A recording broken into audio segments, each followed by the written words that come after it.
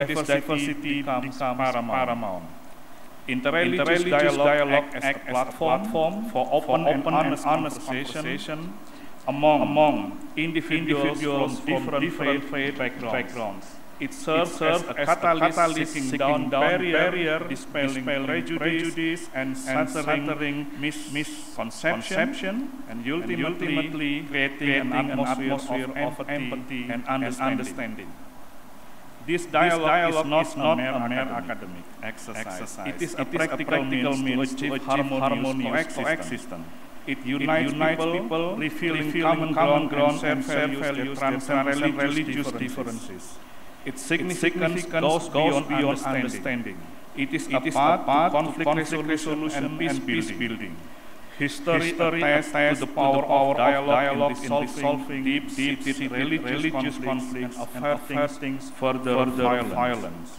By engaging religious leaders, scholars, and the general population in dialogue, we unearth a common solution to the global challenges. This powerful tool bridges divides, fosters mutual respect, and promotes peaceful coexistence. Indonesia, the world's most populously majority country and the world's third largest democracy, stands as an exciting example of interreligious harmony. The nation's commitment to nurturing tolerance and inclusivity, both on a grand scale and within local communities, showcases the efficacy of practical approaches in achieving these noble goals. On a macro level, Indonesia's government policy plays a pivotal role in promoting interreligious understanding. Concrete actions such as the construction of places of worship for various religions, ensuring equal rights before the law, and recognizing sacred days from multiple faiths contribute to fostering tolerance and inclusivity. On this, I could inform you that it is in Indonesia, I think in calendar we have the most holidays in our calendar. Because we include almost all holidays from each religion that we have in Indonesia. We recognize, formally recognize five religions. So Islam, Catholic, Protestant, Hindu, and Buddhist. So all holidays from this religion are not included in our calendar. So we have so many holidays in one year. I continue. Non-state actors and civil society organizations are equally vital in protecting minority groups and bridging gaps on conflict. Their contribution reinforces trust and understanding within society. At the micro level, we encounter Indonesia's Peace Village initiative, a striking example of grassroots efforts. This initiative empowers women and youth to lead societal transformation by providing access to networks, skills, and social support. By addressing issues such as economic empowerment, women empowerment, peace building, social mechanism, and sustainable environment.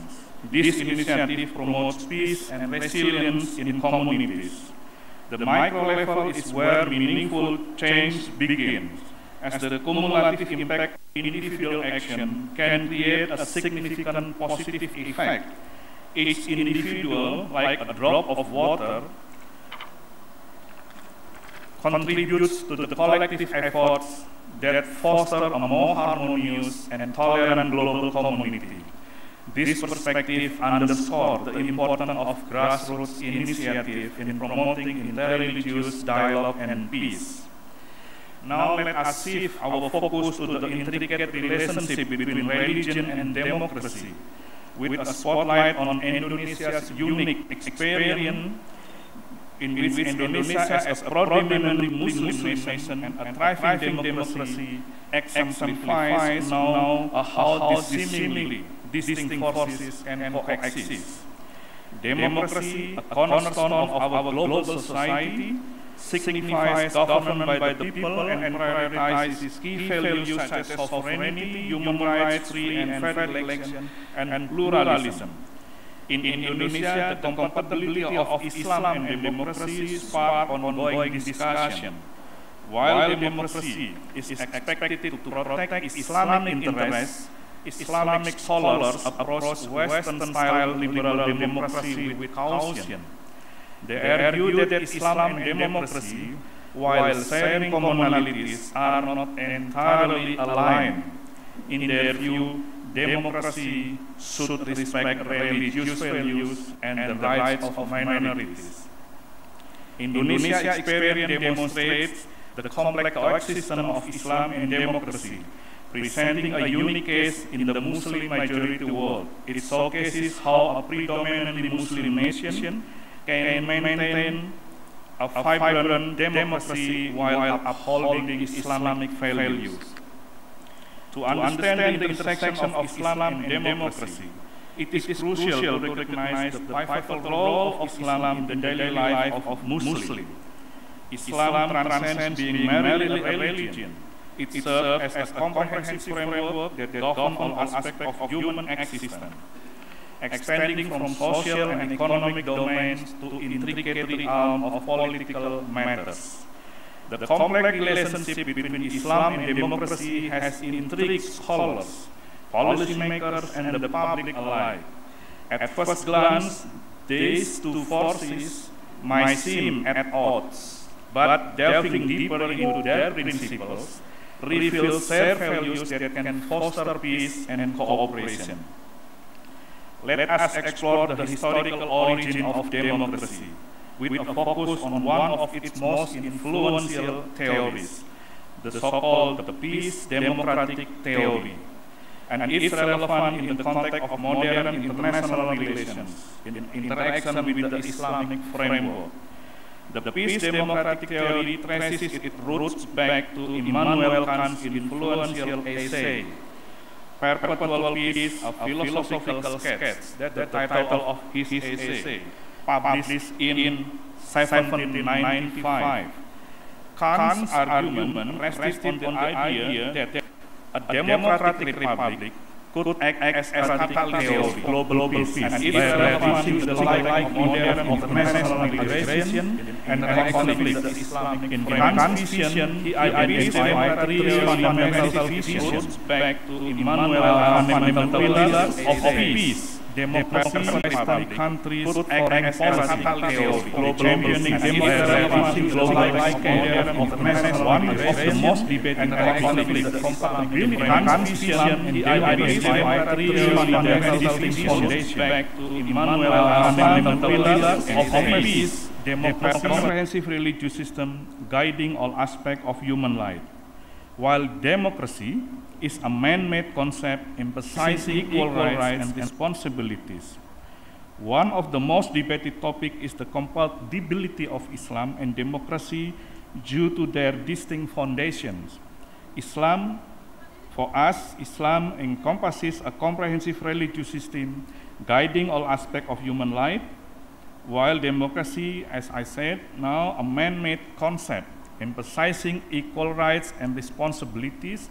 However, both share the overarching goal of preventing war and promoting public security. Though different theories championing democracy, global one of the most debated Islamic nations continue to wrestle with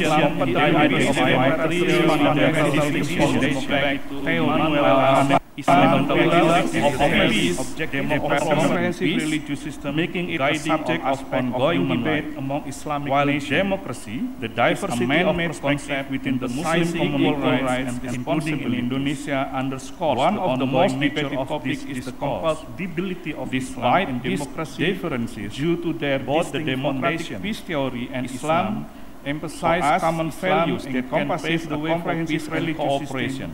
Key among these values are freedom, guiding all justice of human and deliberation, which while democracy essential means to maintain peace concept. emphasizing equal rights and responsibilities.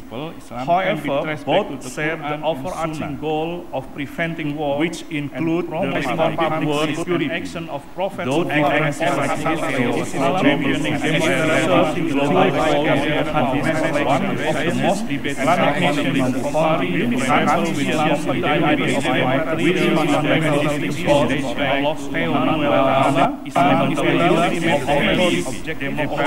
absolute way of humanity and delineating the rules and provision that guide every facet of life. The core tenet remains unwavering, that is submission to and unwavering adherence to God's divine rules, forming the very foundations of God's sovereignty. The primary challenge in reconciling this system lies in differing perspective on sovereignty. While democracy places sovereignty with the people, Islam's sovereignty rests with Allah subhanahu wa ta'ala. This ongoing debate reflects the evolving nature of Islam in the modern world and the diverse interpretation within the Muslim community. In examining the relationship between Islam and democracy, it is essential to delve into fundamental democratic principles. The word democracy might not be commonly used in Islamic political discussions, and this could lead to misunderstanding about the compatibility of Islam and democracy. However, when we talk about democracy, we can find some principle in the Quran and the practices of Prophet Muhammad sallallahu alaihi wasallam. For instance, the concept of surah or deliberation is rooted in Quran, Surah Ash-Shura, ayat of verse 38, and Surah Ali Imran, verse 145. Deliberation means respecting the majority decision, as seen when Prophet Muhammad sallallahu alaihi wasallam had to decide whether Muslim should stay in the city of Medina or confront the enemy outside the city before the Battle of Uhud. Even though the Prophet was inclined to defend Medina, he followed the majority's opinion, which was to face the enemy outside the city. This shows that the Prophet Muhammad sallallahu alaihi wasallam applied the concept of majority vote. In essence, deliberation involves several elements that we can relate to the political process, such as participation, freedom of expression, and equality. Compared to modern democracy, Shura can be seen as a form of deliberative democracy, where every citizen has the right to participate freely and fairly and discuss government decisions. Additionally, Islam emphasizes the concept of ta'aruf, of knowing each other, based on Surah Al-Hujurat, verse 13. It underscores that God, subhanahu wa ta'ala, created humans from various tribes and nations, and that this diversity should lead to mutual understanding, freedom, and dialogue. In Islam, there is also a notion of ta'awun, or cooperation, based on Surah Al-Maidah, verse 2, that is promoting a broader understanding of political democracy that removes obstacles to achieving economic and social democracy. Economic and social democracy implies collaboration among citizens to eliminate economic monopolies and build a government free from corruption and collusion. Another important concept in Islam is maslahah, or doing good according to religion. It means that the good intended here should benefit everyone, not just a particular group or the elite. This aligns with the democratic principle of seeking the greatest happiness for the greatest number. Islam also emphasizes justice or fairness, as seen in several Quranic verses, including Surah An-Nisa, verses 58, and Surah Al-An'am, verse 152. This justice encompasses distributive justice, that is ensuring fairness in the result of work, and productive justice, which is implying collective ownership of production assets within a certain time frame and democratic regulation. The last democratic principle is takhir, or change, based on Surah Arad, verses 11, it highlights that humans are agents of change, but emphasizes that changes must be gradual, implying that the democratic process should be planned through multiple stages. One fundamental principle of democracy is equality among people. Islam underscores this equality of humanity rooted in the teaching of monotheism. In the Prophet Muhammad SAW last sermon during Haji Wada, he proclaimed, "O people, your Lord is one, your Father is truly one. All of you are from Adam, and Adam was from the ground. The noblest of you in Allah's sight is most God-fearing. Know that there is no superiority for an Arab over a non-Arab, a non-Arab over an Arab, a white-skinned person over a black-skinned person, and a black-skinned person over a white-skinned person, except by piety." This underlines the importance of equality in Islam. Thus, Islam and democracy are not entirely dissimilar, as Islamic teachings include concepts like shura or deliberation, ta'aruf or knowing each other, ta'awun or cooperation, maslahah or doing good, justice and change, takhir, which align with key democratic principles. In the intricate interplay between the peace democratic theory and Islam, it becomes evident that while the relationship is complex, the potential for alignment on key values to promote peace and cooperation exists. Indonesia's approach to democracy is distinguished by departure from the conventional Western framework, guided primarily by the Pancasila philosophy and the 1945 Constitution. This guiding principle resonates closely with Islamic values, offering a unique blend of democracy and Islamic principle in the Indonesian context. Central to this approach is the Pancasila philosophy, which translates to 5 principles. These 5 principles serve as the bedrock of Indonesia's political and social identity. They are, number 1, belief in one supreme God. Imani kwa Mungu moja mkuu. This principle acknowledges the importance of spirituality and faith in a higher power, aligning with the core tenet of Islamic monotheism. The second one is just and civilized humanity. Binadamu wahaki nawali oe limika. This principle emphasizes the value of social justice and civilized behavior, which is in line with the ethical teaching of Islam regarding fairness and ethical conduct. The third pillar is unity of Indonesia, Umoja wa Indonesia. The notion of unity is crucial in both the Pancasila philosophy and the importance of a cohesive society. Fourth, democracy guided by the inner wisdom in the unanimity arising out of deliberation among representatives. This is not working.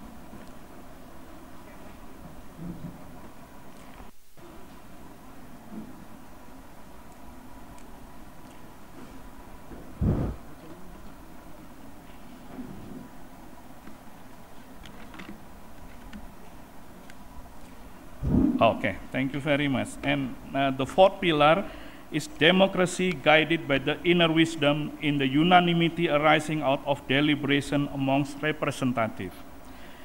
Ki demokrasia kuonggoswa na hekima yandani kutokana na umoja una otokana na majadiliano ya wawakilishi. This principle underscores the democratic aspect of Indonesia's governance, with decision-making processes based on deliberation and representation. It mirrors the emphasis on shura, or deliberation found in Islamic teachings. Fifth pillar is social justice for the whole of the people of Indonesia. Haki yaki jami wa watu wote wa Indonesia. Social justice is a core value that resonates with both the Pancasila philosophy and Islamic teaching as both stress importance of equity and compassion. The 1945 Constitution of Indonesia acts as the legal framework that upholds this principle, ensuring they are embedded in the nation governance and policies. This constitution encapsulates the core principle of the Pancasila philosophy and establishes the democratic structure of the nation. In essence, Indonesia's unique approach to democracy embraces Islamic value through the Pancasila philosophy and the 1945 Constitution. This approach fosters coexistence by recognizing the compatibility of democratic principle with the ethical foundation of Islam, creating a distinctive model that goes beyond the typical Western understanding of democracy. Ladies and gentlemen, distinguished guests, Indonesia's journey to establish itself as a leader in the Islamic world is deeply rooted in the history, marked by significant events like hosting the ASEAN Conference in 1955 that produced the so-called Bandung spirit. However, Indonesia's current pursuit of promoting moderate Islam with the backing of the majority of Islamic actors confronts a multifaceted landscape of challenges and opportunities. And those challenges and opportunities, among others, are the one that I will explain now. Number one is the wind of political transformation. A conservative wave has swept through Indonesia's political landscape, driven by political parties and leaders who employ conservative Islamic sentiment for electoral advantages. This political shift challenges the environment of more rigid interpretation of the faith, leading to social polarization. Challenge number two, global currents and public sentiment.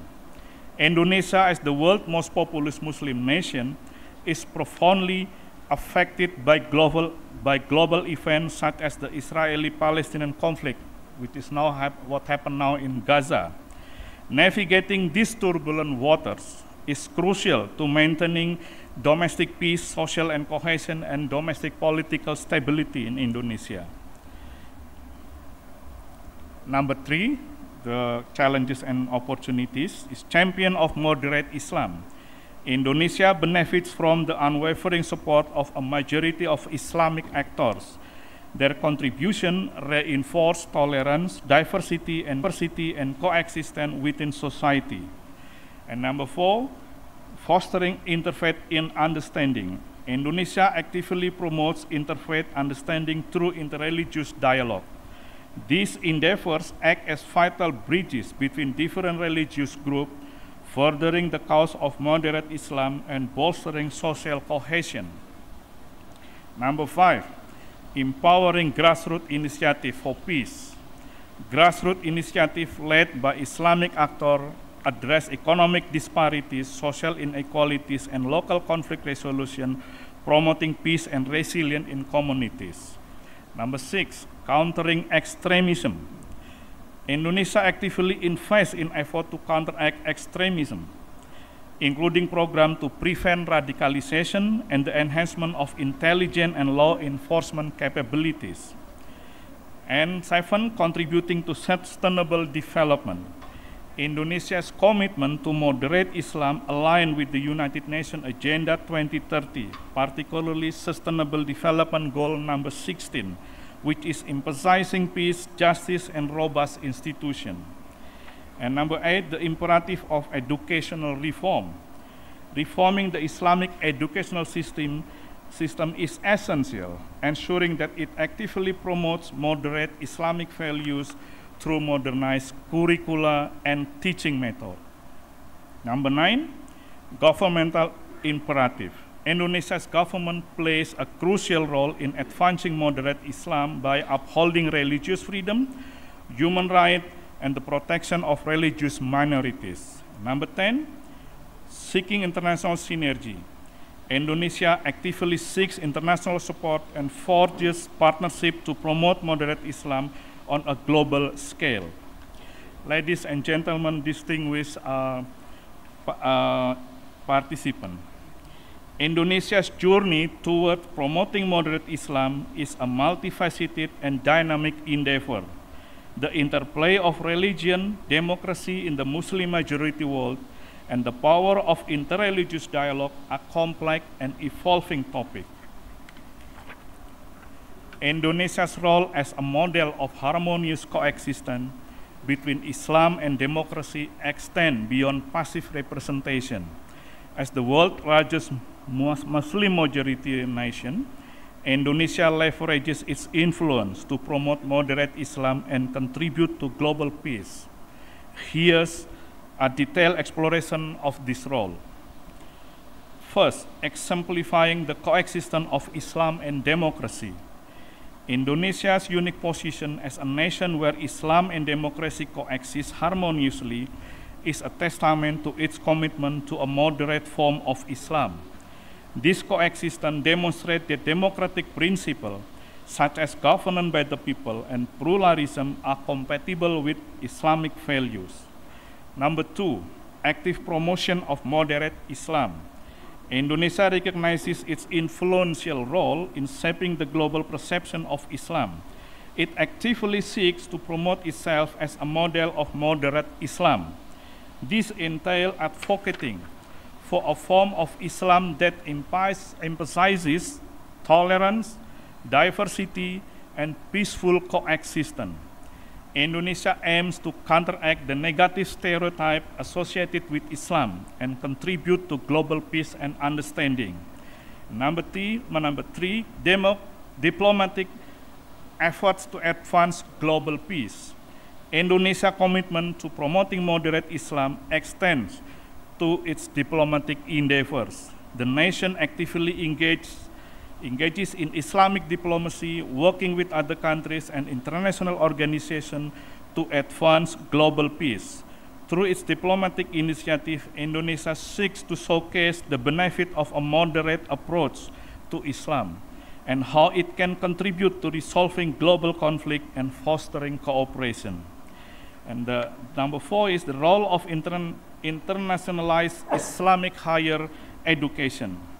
Indonesia's internationalized Islamic higher education system is a key player in this diplomatic effort. It serves as a pivotal tool for disseminating the message of moderate Islam to both domestic and international audiences. This educational system positions Indonesia as a soft power in the realm of global Islamic discourse. Indonesia's role as a model of moderate Islam goes beyond its domestic policies and extends to its diplomatic initiative and internationalized education system.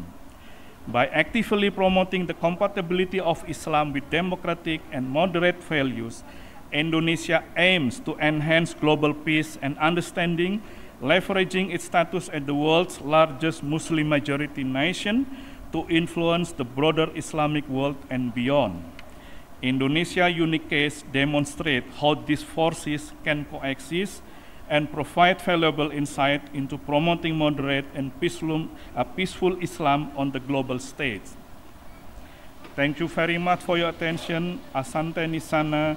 Wassalamualaikum warahmatullahi wabarakatuh. Thank you, and now I'm prepared to entertain any question, discussion from the participants. Thank you.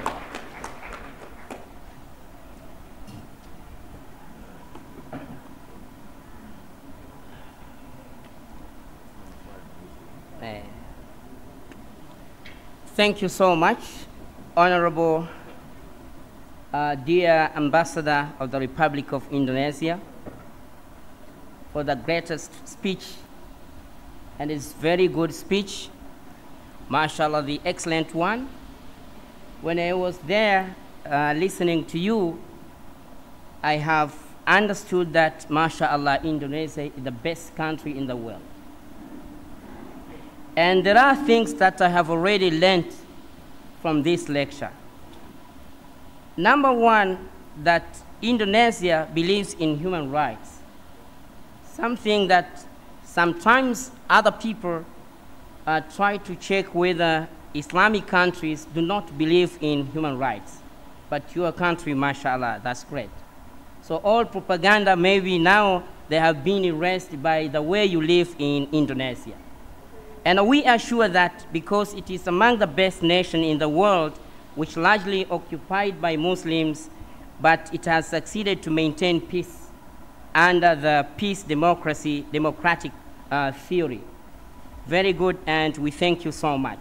And we are very happy to be with you here today, and you have delivered to us a very good speech, and we wish you the best, inshallah, aminin. But additionally, we have also tried to check to the point that you were explaining to us, that the way Indonesia tried to pinpoint to all Islamic values, then it has managed to maintain Islam and democracy, emphasizing the concept practically: shura, ta'aruf, ta'awun, maslaha, and taghayyir. We wish you all the best as a country, and inshallah, we ask Allah subhanahu wa ta'ala to give our brothers and sisters there in Indonesia lasting peace and harmony, and then to be, as we have seen here, that is an icon to the Islamic world. So we wish you the best, and inshallah aminin, to participate with you in this kind of initiatives of moderate Islam. Thank you so much. Now, I was also thinking about, because I gave an opportunity to Professor Assad, at least to introduce to you some of the guests here that you see them. Maybe we feel honored to be with you, and then to hear from you, the delegates that you have come with today with us. Maybe inshallah we can give you a few minutes, and then to know your delegate. I mean the delegate that has become with you today here, inshallah. We invite you for a few minutes, and then inshallah. It's better to know whether our colleagues here, their names, and inshallah. Thank you so much. Yeah.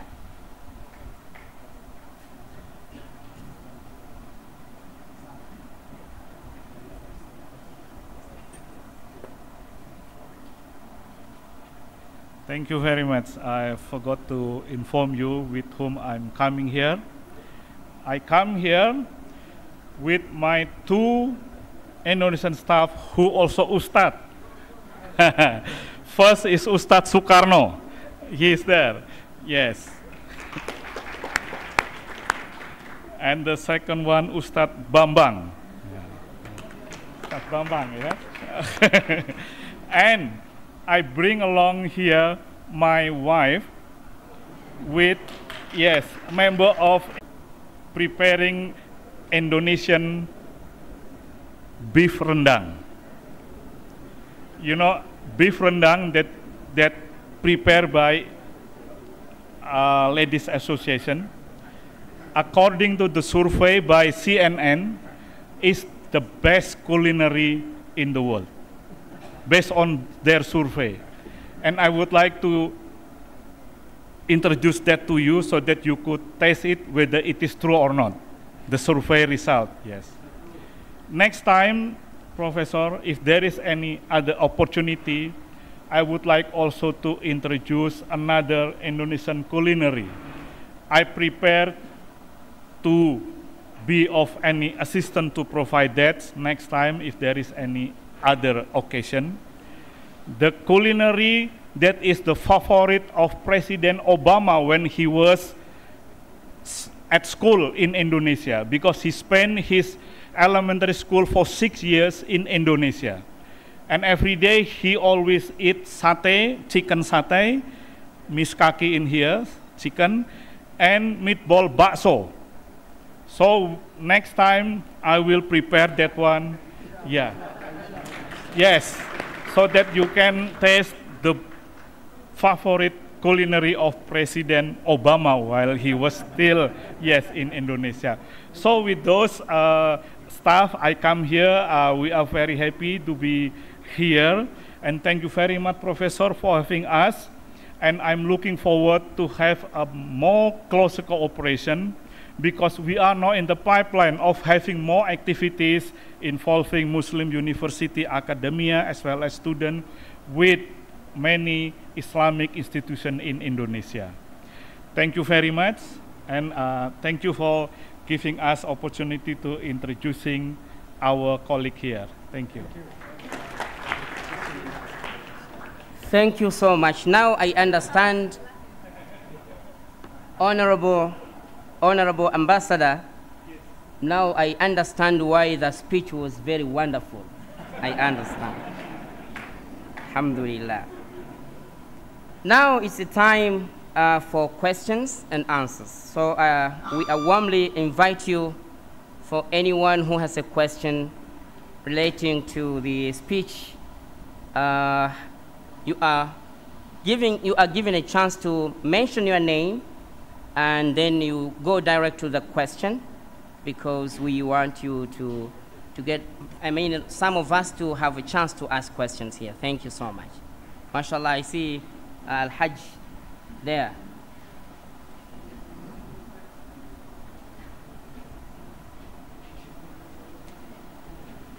Assalamu alaikum wa rahmatullahi wa barakatuh.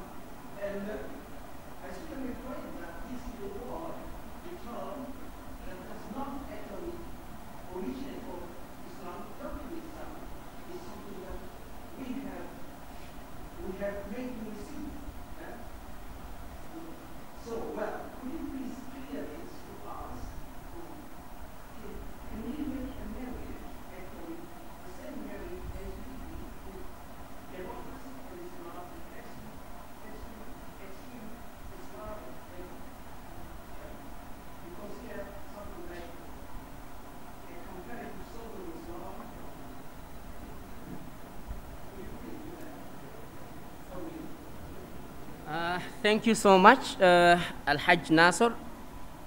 We keep on. Okay. The next one, please. Yeah, we need you to go straight to, direct to the question, please.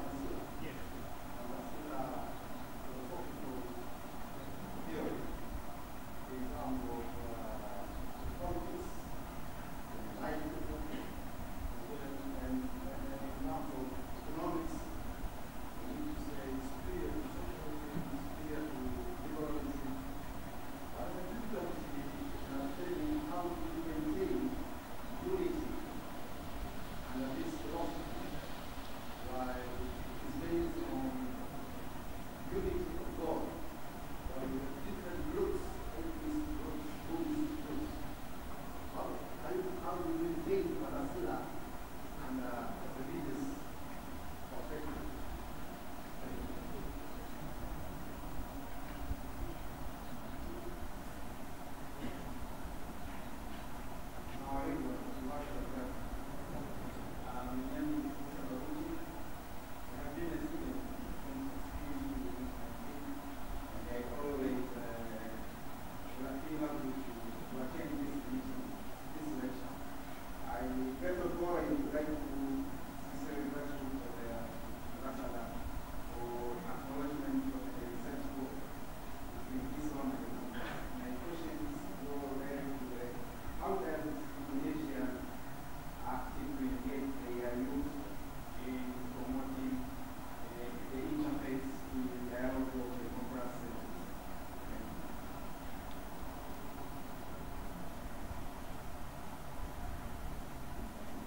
Yeah, we don't know whether we can proceed with other questions.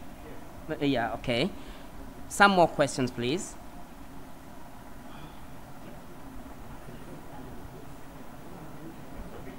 Okay, it's okay.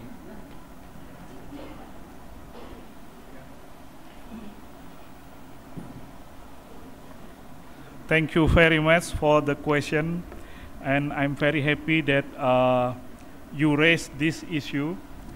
I have three questions. I only remember the third one, that name is Saburuti. The first one and second, I think you didn't introduce yourself, but I noted the question. Okay, I will approach the way I answer is by explaining, and it can be in a way answering each of these questions.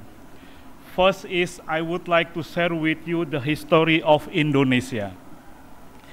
Indonesia now is not only the biggest Muslim populous nation, but also the most diverse country in the world, because we have 670 ethnic groups, those speaking almost 600 different languages.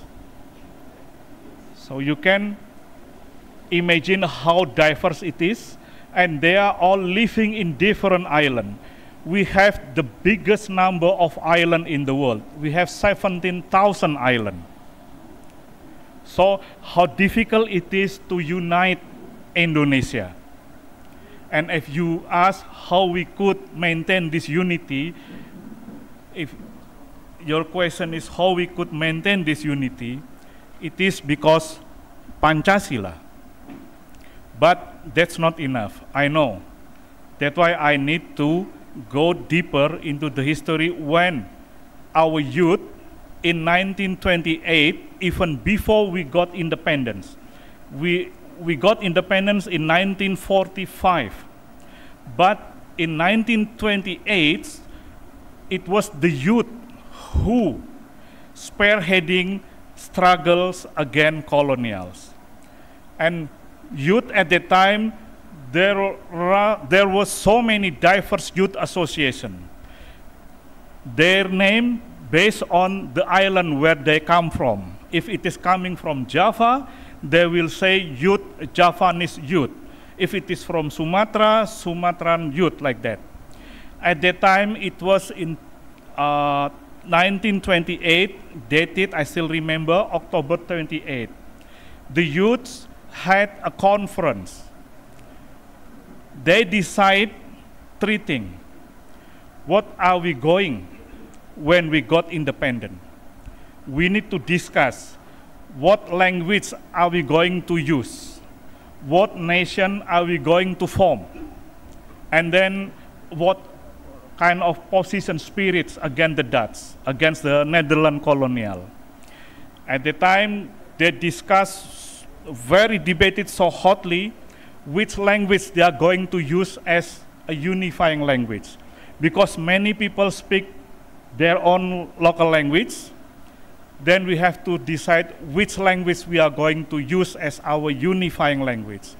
At that time, ladies and gentlemen, there were one language which spoke by majority of Indonesian, which is the so-called Javanese language. The language coming from my island. I'm coming from Java.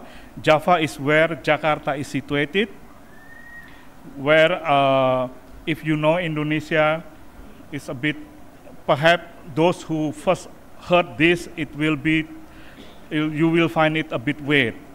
Indonesia now is the biggest Muslim countries, mostly those living in Java Island, but Indonesia is the only country that has the biggest Buddhist temple in the world.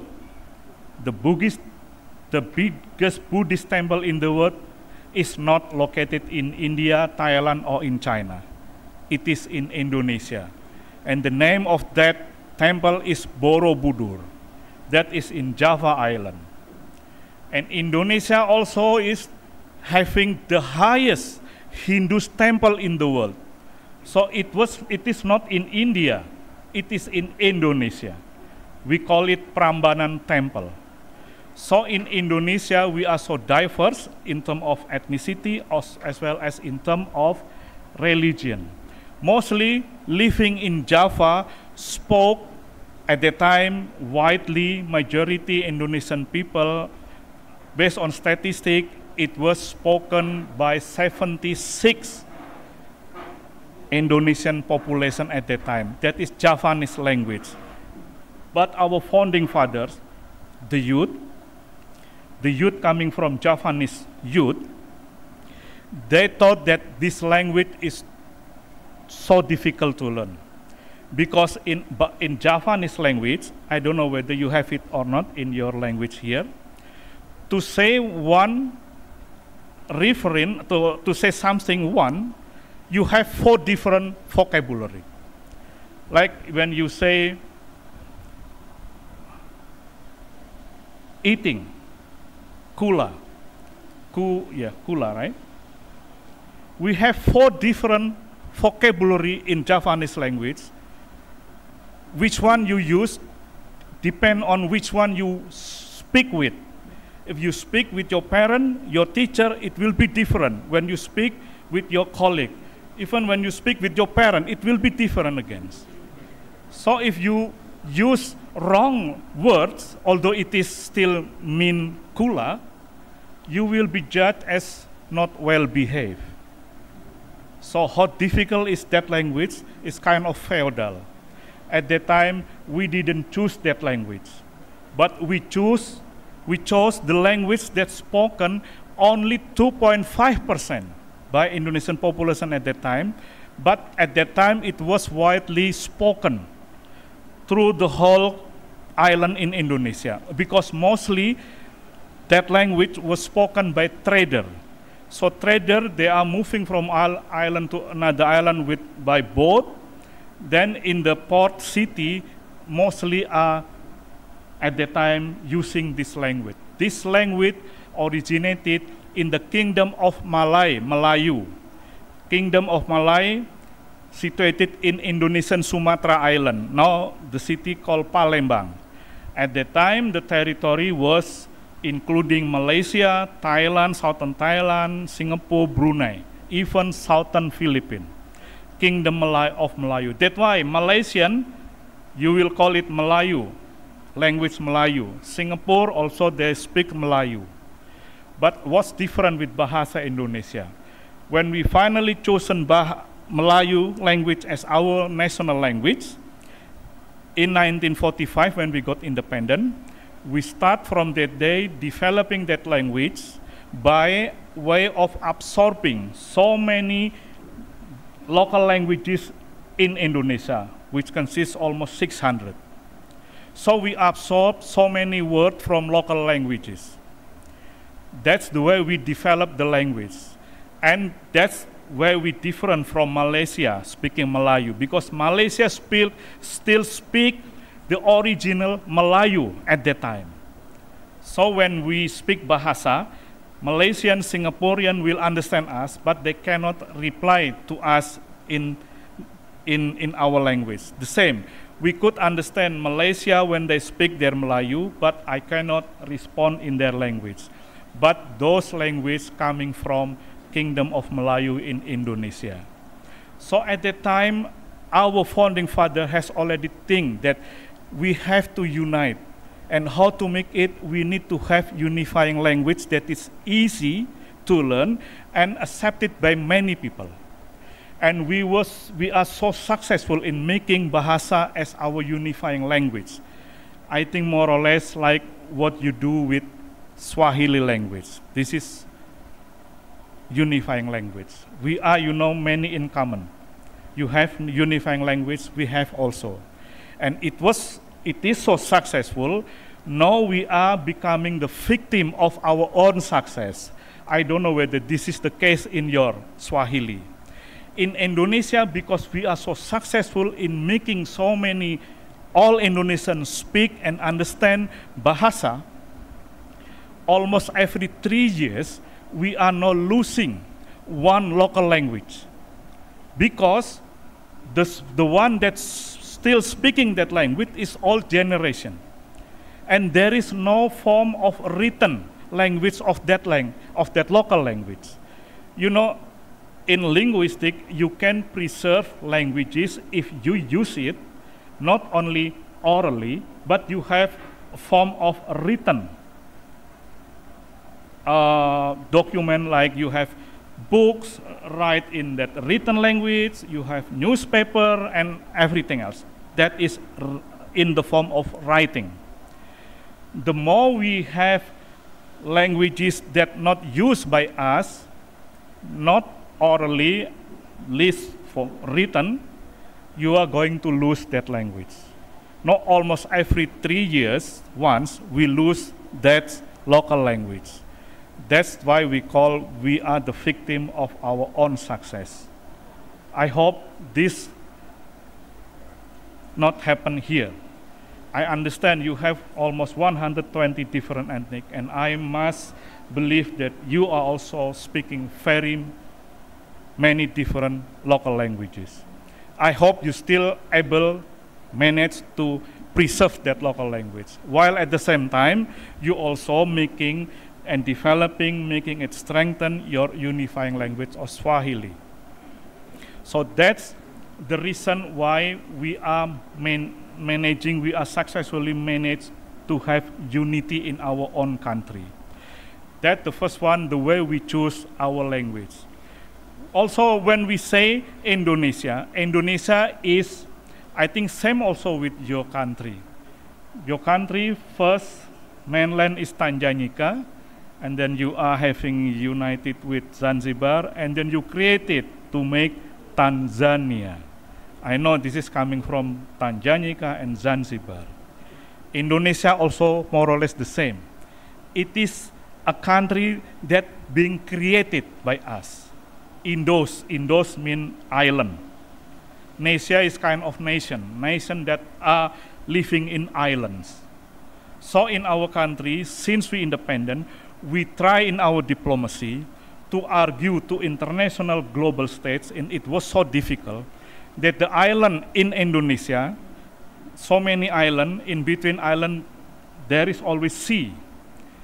In many other countries, sea is something that separates island. In the way our thinking, even before we got independent, in we fought this concept in international law. Sea is the thing that unites us, not the thing that separates us. That's why we try to, we fought this and we managed this by making law in international law, the so-called archipelagic concept. In archipelagic concept, the water between two islands belonging to you, not to international waters. When we discussed this with international lawyer, and finally we managed to have it, we did some concession. Initially, this is the law that applicable the whole world, at that time, it was in 1960, the territorial water of any country is only 12 miles of territorial water.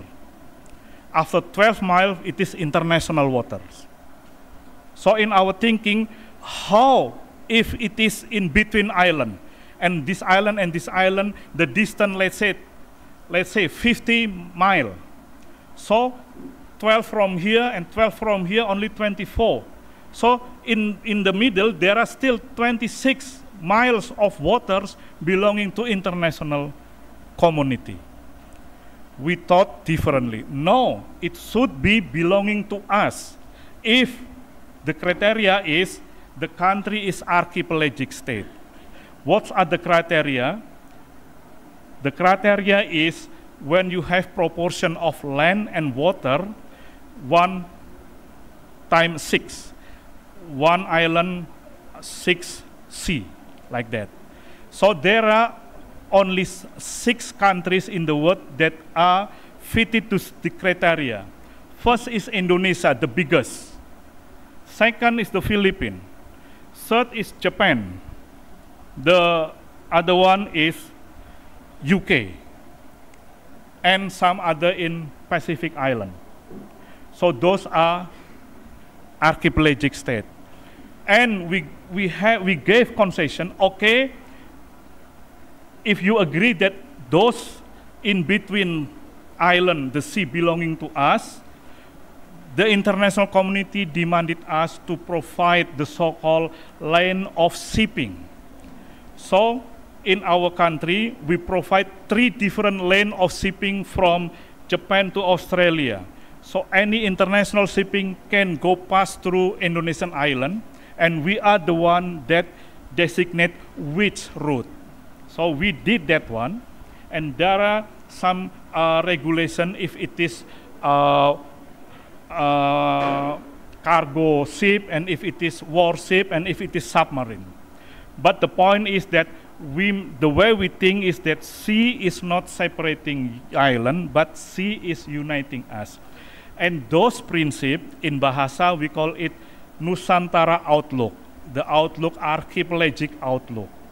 We managed to get this, and this was because of the Indonesian diplomat at that time worked closely in collaboration with many diplomats from Jamaica, from countries in the Latin America, those who are now becoming archipelagic state. So this conception influenced us in the way of thinking that if we are, let's say, in 50 years, we are becoming developed countries, but in those years, we are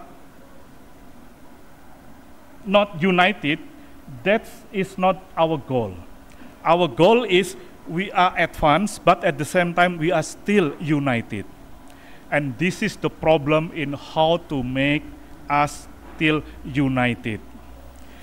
Now I come to you how we could manage this.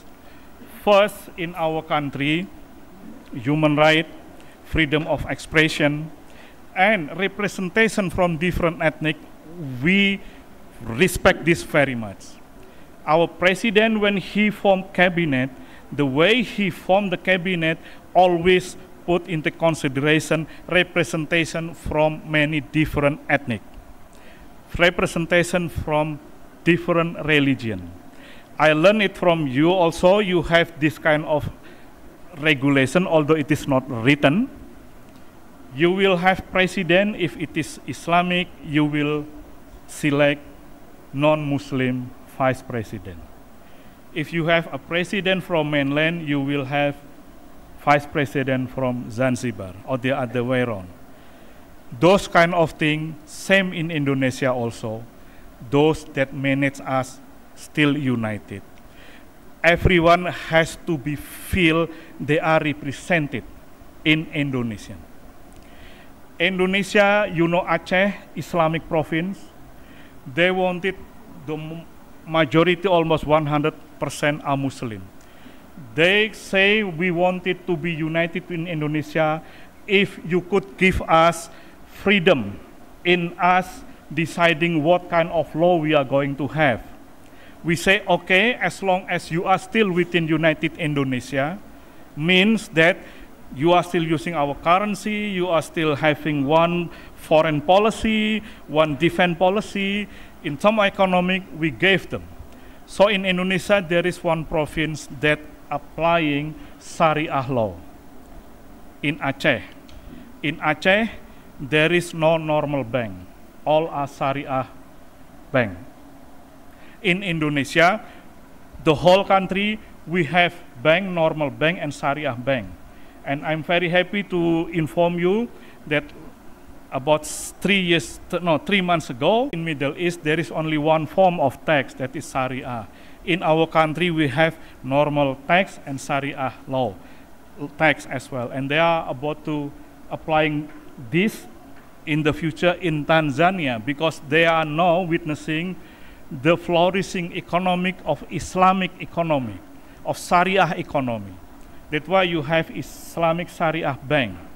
And I would like to inform you that there is opportunity for this university also, if you are interested to learn how this is applicable in Indonesia, how it is developed, because my thinking is that when Tanzania should have Muslim intellectual that are expert in Sharia tax and Sharia economic, they must be coming from this university. So Indonesia is offering, if you are interested to study this, you can come, you can collaborate with us. Of course, you can learn it to other countries, like in the Middle East, but if you like to learn more in a bit diverse landscape, then come to Indonesia. So those kind of things that make us still keep united right now. That's in political and economic one.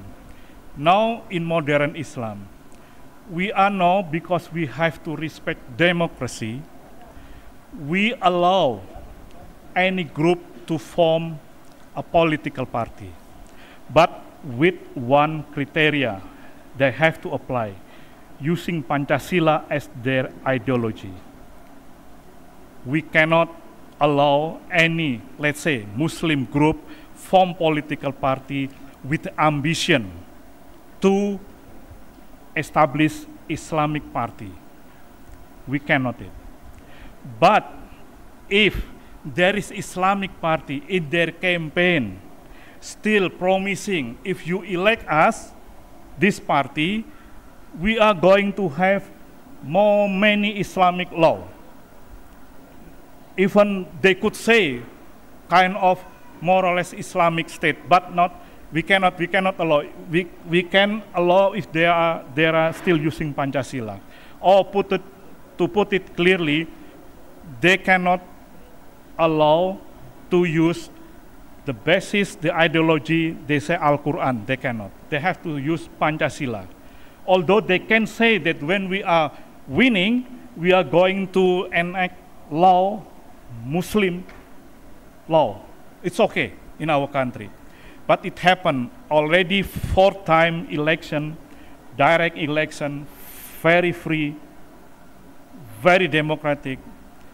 The Islamic party that are conservative, that are promoting that they are going to have this, they find it difficult to get constituent. Even to go through passing the parliament threshold, being in the parliament, they still could not make it. Because, you know why? I think you understand this very much in the Muslim communities. Usually one political Islamic Communist Party is coming from a group. The way they interpret Urkan is different, kind of sector, different sector. Different political party, Islamic, different sector. So they are, but in Indonesia, all are Sunnis. We are not having any other, although it is not being forbidden, but it is difficult to develop in Indonesia. We don't have Syiah, we don't have Ahmadiyah, because Ahmadiyah in Indonesia, we cannot allow Ahmadiyah to develop, Because you know in Ahmadiyya they recognize there is another prophet after Prophet Muhammad, cannot develop in Indonesia. Those all are Sunni, but they are following different teaching, the political party. But now we learn it from the political voting, they never ever got parliament threshold, getting enough constituent. We do not know in the next year election if they could kind of presenting ideas that are being acceptable by Indonesian. Perhaps the reason why Indonesian people don't really like conservatism in political party Islam is because, like I said, from the history, from the young, they are already within their tradition. Indonesia is consisting from so many diverse islands. We cannot discriminate one ethnic, one religion, or one backgrounds, any ethnic background. But like I said in my speech, we have so many challenges. We have so many, at the same time, so many opportunities. And now we are still working very, very hard how we can make our Muslim. We are, like I said, this is the problem in Indonesia, and I will share it to you. Indonesia is the most populous nation in the world. We have 280 million population, almost 180 are Muslim. Can you imagine if we assume that all Muslim, they practice their religion by, you know, what are the practice that we have to do as a Muslim, apart from praying? Pay zakat. If all Muslim pay zakat, there should be no poverty in Indonesia. So that are the biggest challenges in our country. Number two, we are majority Muslim, but how could we cannot manage to have clean area or clean city or clean Indonesia? Prophet say cleanliness is part of iman, right? If every Muslim practice this, there will be clean. You know, Islamic community should not have climate change problem. We have in our teaching how to mitigate this kind of thing. But why we cannot do that? And I hope Muslim University in Morogoro could also provide solution for your own Muslim in here, how to make Tanzania becoming clean. Because it is part of iman for us. We have this problem in Indonesia. And if you can manage to solve this, I would be very happy to learn it from here. Yeah. And perhaps Ustad, academia from here can come to Indonesia and then tell Indonesian Muslim how to make this one. Especially those two. How everyone pay tax so that will be no poverty in Islamic communities. And there is also cleanliness in our, and everything. So that's my challenge to Muslim scholar here in university. Please let me know, and I would be very happy to invite you to share your best practice in Indonesia. I'm ambassador of Indonesia accredited to Tanzania, but I'm also accredited to Rwanda. When I came to Kigali, it was on Saturday, at the 4th week of the month. From airport to hotel, I was stopped by the police 5 times. And I managed to just go through because there is somebody from foreign ministry accompanying me in my car. I asked him why the police keep stopping us and I didn't see any cars in the city. They say it was the so-called Umaganda Day, in which one day everyone has to go kind of community work, doing cleaning in their area and discussing what they can make it much becoming more beautiful and more even eco-friendly. In Indonesia, we do have that things, but it's only in the village, not in the capital, not in the, that's cities, big cities. In Rwanda, they are still, it is still life in big cities. So you know, sometimes our ustad, when they go to New York, in New York, community respected old people. When you go to train, to bus, if there is old people, the young people will just give away the seat, giving it to the old people. The ustad from Indonesia, when they came in New York, they found out that, oh, in New York, why people practicing Islamic teaching? They say they are doing this without saying Shahadat. How could we that saying Shahadat but didn't practice that thing? That's also the question in our society, in our people. This is the biggest challenge for us, Muslim community. I'm quite sure you have ever been living or traveling to Europe or American. The way there are people there respecting women, respecting old people, respecting kids, is much, much better than us, Muslim community. Although in us, it is mandatory for us to respect all people. But if you ask yourself when you are in the bus, have you ever releasing your seat, giving to the old people?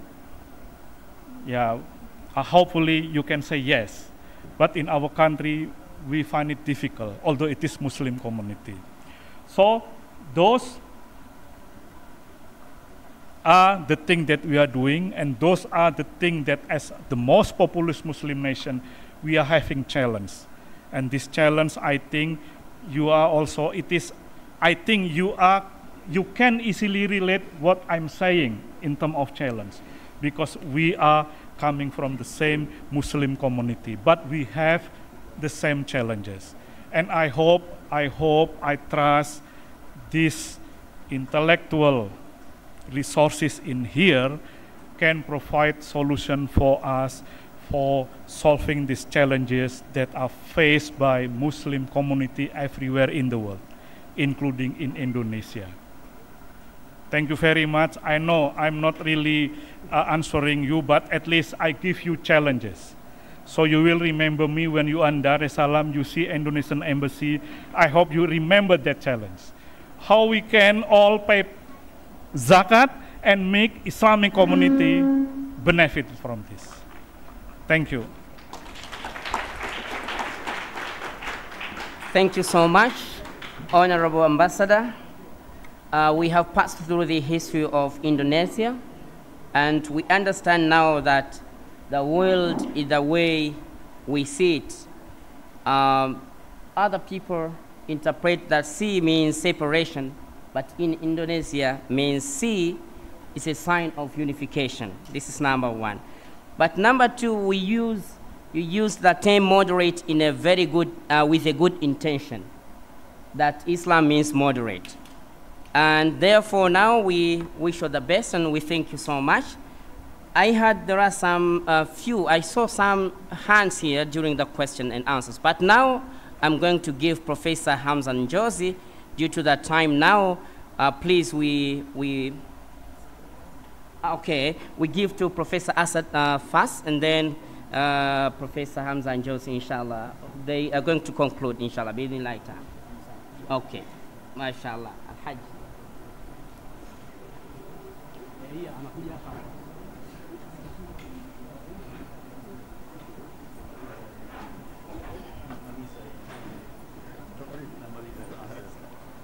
Assalamu alaikum wa rahmatullahi wa barakatuh.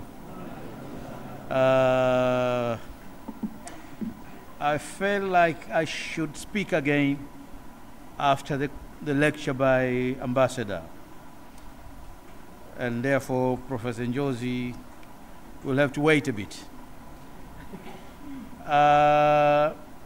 When we have conversation like this, I look for opportunities. My mind opens when I see opportunities.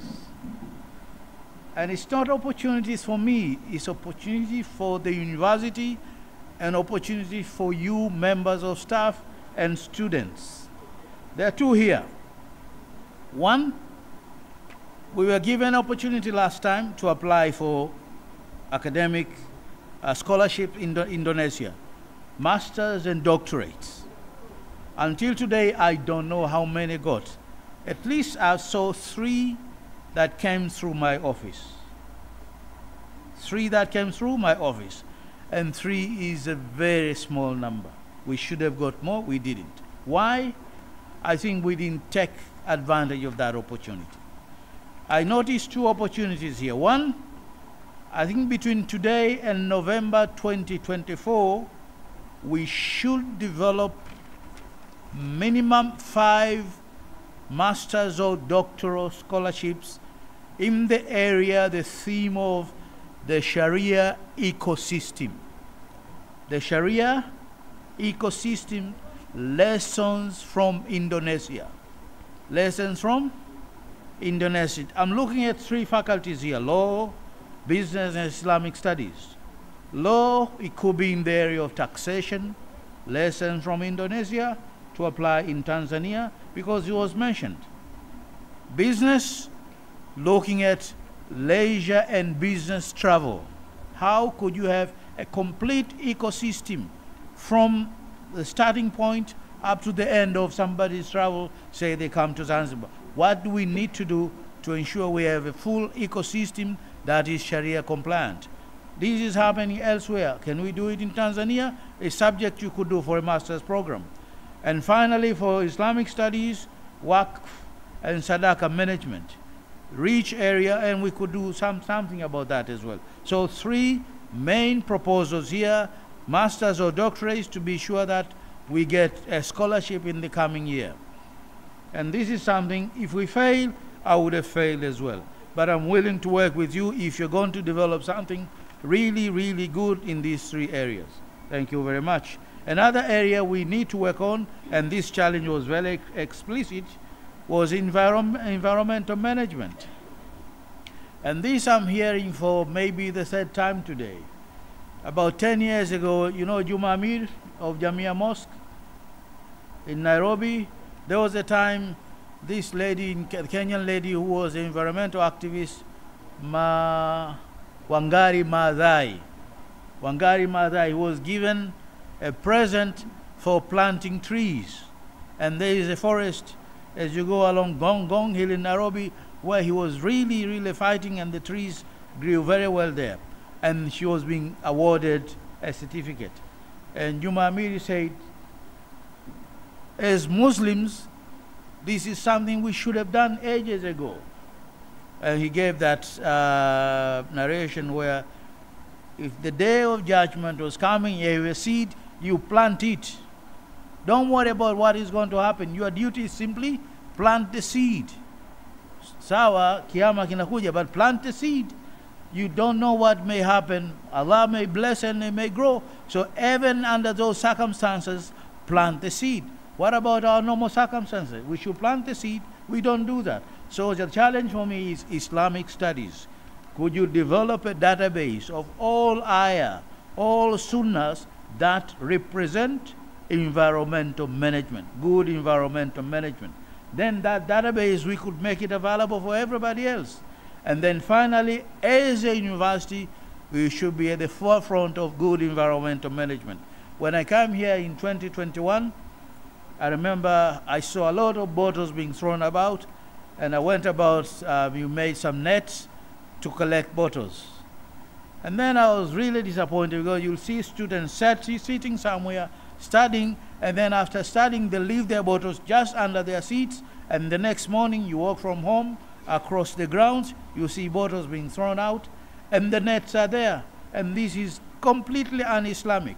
If we can't do such a simple thing, how can we do sophisticated stuff? So we need to start by generosity at home, being environmental sensitive as well in this university. You see, we planted a lot of trees and we're incurring costs to make sure they are properly watered. And I said this month we're going to plant some lemon seedlings around the hostel where the girls are staying. Only planting. Watering, we'll expect the girls to be looking after them, and then after 3-4 months, the lemons will mature. You will have your own lemons as well. Inshallah, that works. And that's all I had to say, because these, I think, are quite important matters before we terminate this session today. Ambassador, as a gesture of our appreciation of your effort to come to Morogoro and share with us your immense knowledge that contributed to most of us. Thank you. I'm obliged to give you this little present. Thank you very much. Thank you very much. Karibu san. Karibu san. Thank you. Karibu san. Karibu san. Thank you. You may have heard that there are some packages here, and this is the sweetest food in Indonesia. Some of us are going to be tasting it, but I gave a commitment last year that when the ambassador has time, we'll have a day here for just tasting Indonesian food. Hopefully we'll do that, inshallah.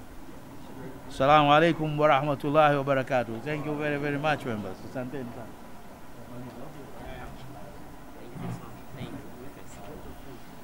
Thank you so much, Professor Assad.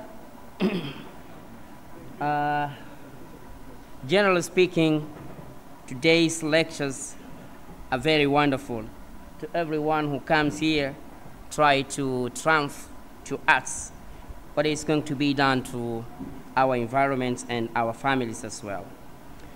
Now, according to the timetable, it's a time for Professor Mustafa Hamza Njozi, the DVC academic, Muslim University of Morogoro. Please, Professor, you are warmly welcome to give us a vote of thanks. Thank you so much. Warmly welcome.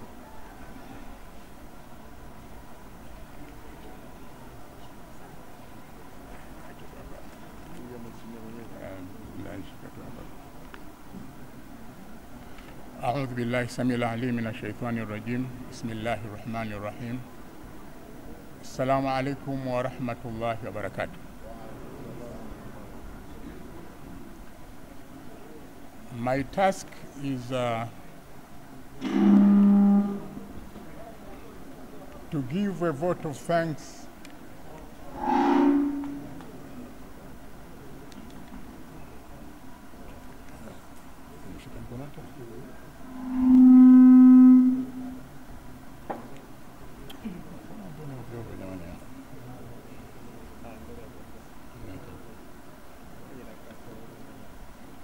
My task is, there is some sabotage here. My task is to give a vote of thanks to His Excellency Triyogo Jatmiko, the Ambassador Extraordinary and Plenipotentiary of the Republic of Indonesia to Tanzania, and concurrently Burundi and Rwanda. Let me begin by saying in Indonesian language, Selamat atas pelantikan Bapak Triyogo Jatmiko. I want to take this opportunity, to convey on the behalf of the Muslim University of Morogoro community our sincere thanks to you and to your team, and particularly to your wives, for accompanying you here. In Malaysia, they used to say, Kemane-san bermadu. Although some are saying, oh, kepahitan bermadu. But you have shown the example, and we are very, very grateful. Now, I want to thank you. You are the first ambassador, extraordinary and plenipotentiary, to come to address this assembly in the annual Imam Bukhari Memorial Lecture, and we are very grateful for that.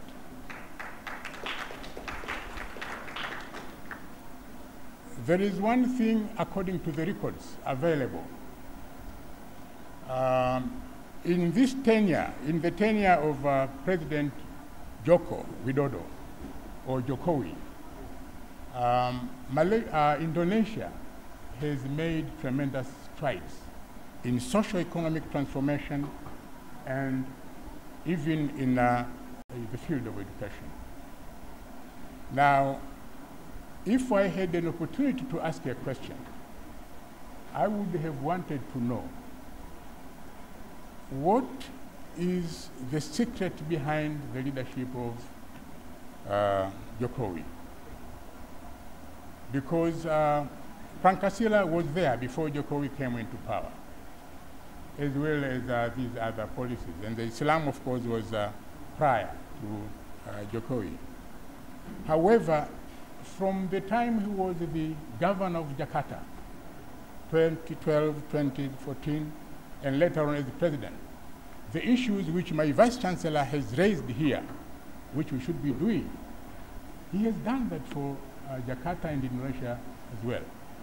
And so much social justice has been achieved in Indonesia. Social justice as opposed to legal justice. Legal justice is easy. Simply resolve matters legally. But when it comes to social justice, Indonesia has made tremendous strides. So I would have liked to know the secret behind this one. This may be your lecture next time. The legacy of Jokowi. But I also want to take this opportunity to thank all members from within the university and outside the university, as well as outside Morogoro, for coming to listen to this lecture. And finally, I want to thank particularly Your Excellency. You have demonstrated the importance of grassroots cooperation. Since you came to Tanzania, of course, you have managed to convince His Excellency the President to come. And I'm aware our President will be going to Indonesia this December, inshallah. But more importantly, as far as we in Morogoro are concerned, most of your activities of helping the young men and youth are also in Morogoro. So we take this opportunity to thank you so much, and I hope the opportunity which my Vice Chancellor has reported here will take to fruition. And finally, with these few remarks, I want to thank all of you and all members of the institution for coming. Terima kasih.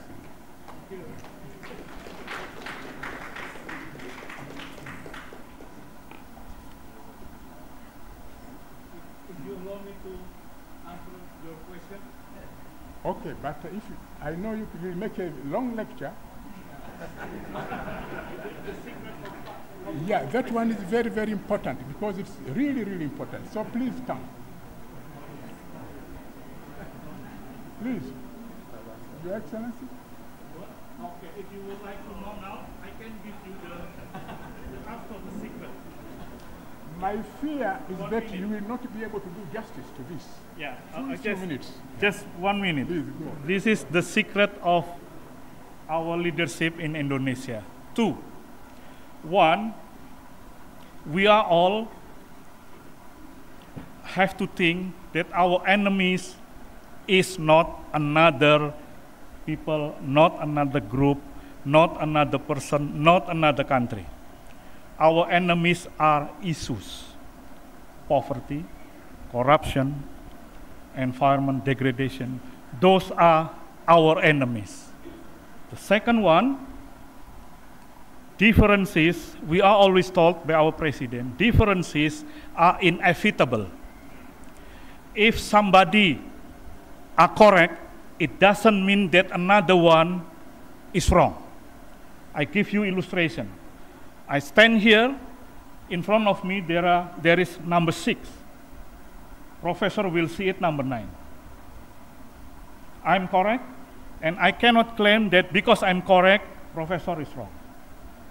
So differences is inevitable, but conflict is avoidable with the right policies and strong leadership.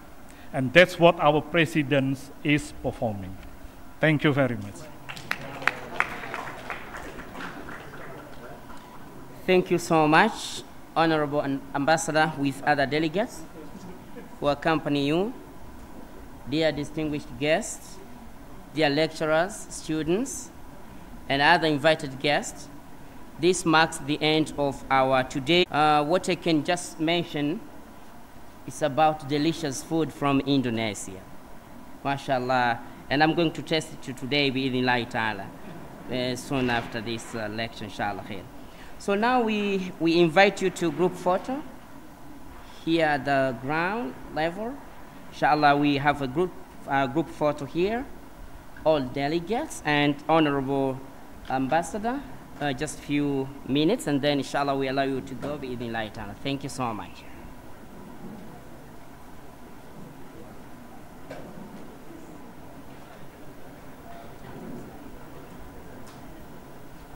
Okay, Professor Njozi, we invite you with your delegates. Inshallah.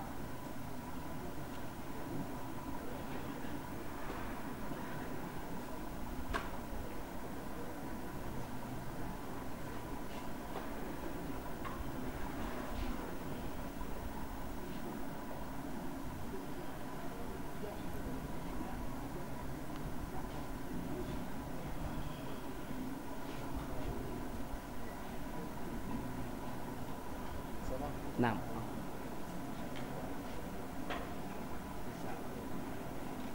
Professor, please. We have a group photo, inshallah.